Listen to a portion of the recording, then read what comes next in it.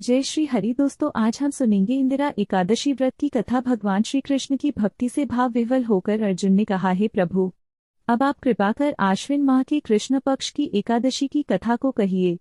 इस एकादशी का क्या नाम है तथा इसका व्रत करने से कौन सा फल मिलता है? कृपा कर विधान पूर्वक कहिए। भगवान श्री कृष्ण ने अर्जुन से कहा, हे धनुर्धर, आश्विन माह के कृष्ण पक्ष की एकादशी का नाम इंदिरा है। इस एकादशी का व्रत करने से सभी पाप नष्ट हो जाते हैं। नरक में गए हुए पितरों का उद्धार हो जाता है। हे अर्जुन, इस एकादशी की कथा के श्रवण मात्र से ही मनुष्य को अनंत फल की प्राप्ति होती है।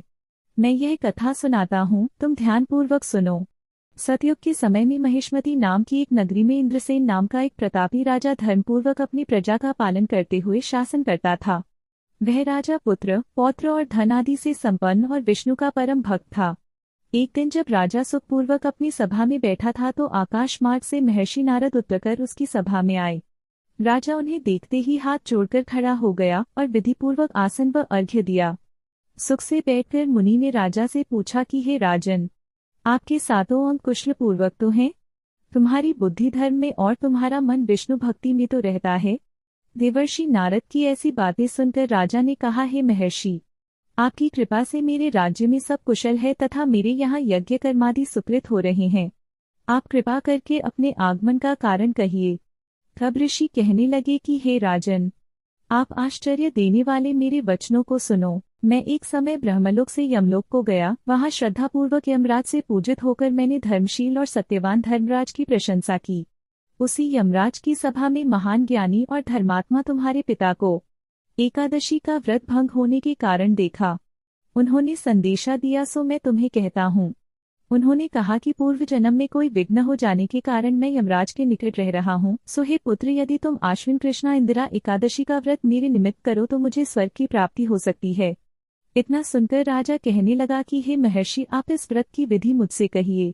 नारद जी कहने लगे, आश्विन माह की कृष्ण पक्ष की दशमी के दिन प्रातः काल श्रद्धापूर्वक स्नानादि से निवृत्त होकर पुन दोपहर को नदी आदि में जाकर स्नान करें। फिर श्रद्धापूर्वक पितरों का श्राद्ध करें और एक बार भोजन करें। प्रातः काल होने पर एकादशी के दिन दातून आदि करके स्नान करें। फिर व्रत के नियमों को भक्तिपूर्वक ग्रहण करता हुआ प्रतिज्ञा करें कि मैं आज संपूर्ण भोगों को त्याग कर निराहार एकादशी का व्रत करूंगा। अच्युत, हे पुंडरीकाक्ष, मैं आपकी शरण हूँ, आप मेरी रक्षा कीजिए। इस प्रकार नियमपूर्वक शालिग्राम की मूर्ति के आगे विधिपूर्वक श्राद्ध करके योग्य ब्राह्मणों को फलाहार का भोजन कराएं और दक्षिणा दें।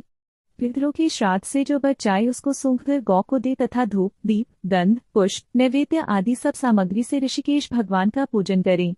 रात में भगवान के निकट जागरण करें। इसके पश्चात द्वादशी के दिन प्रातः काल होने पर भगवान का पूजन करके ब्राह्मणों को भोजन कराएं। भाई बंधुओं, स्त्री और पुत्र सहित आप भी मौन होकर भोजन करें। नारद जी कहने लगे कि हे राजन, इस विधि से यदि तुम आलस्य रहित होकर इस एकादशी का व्रत करोगे तो तुम्हारे पिता अवश्य ही स्वर्गलोक को जाएंगे। इतना कहकर नारद जी अंतर ध्यान हो गए। नारद जी के कहने अनुसार राजा द्वारा अपने बांधवों तथा दासों सहित व्रत करने से आकाश से फूलों की वर्षा होने लगी और उस राजा के पिता गरुड़ पर चढ़कर विष्णुलोक को गया। राजा इंद्रसेन भी एकादशी के व्रत के प्रभाव से निष्कंटक राज्य करके अंत में अपने पुत्र को सिंहासन पर बैठाकर स्वर्गलोक को गया। भगवान श्री कृष्ण ने कहा, हे सखा, यह मैंने तुम्हारे सामने इंदिरा एकादशी के महात्म्य का वर्णन किया है। इस कथा के पढ़ने व सुनने मात्र से ही सभी पापों का शमन हो जाता है और अंत में मनुष्य स्वर्गलोक का अधिकारी बनता है। आप सभी को इंदिरा एकादशी व्रत की हार्दिक शुभकामनाएं। जय श्री हरि।